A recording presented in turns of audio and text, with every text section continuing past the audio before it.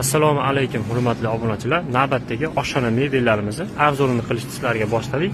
Xo'p, bu ishlarimiz razmeriga keladigan bo'lsa, uzunasiga 3 metr, balandligi 220, summasi 4,5 million so'm. Shu turishi mo'ka smisitili bonusiga, tagiga duxovka, ustiga gaz, tepasiga dimoxod tushadi, svetlari 3 xil yonadi.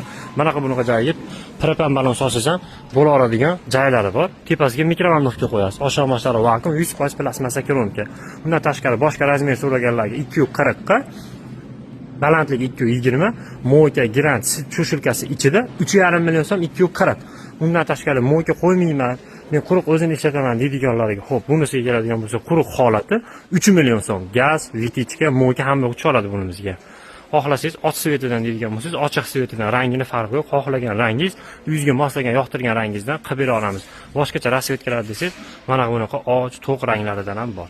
Pastda nomerlar qolamiz, bemalol aloqaga chiqa olasizlar. Andijon bo'ylab dastlabki ustanotamiz besplatniy, boshqa viloyatlarga arzonroq shopir gaplashib beramiz. Boshqa joyga dastavkamiz yo'q. Andijon bo'ylab besplatniy.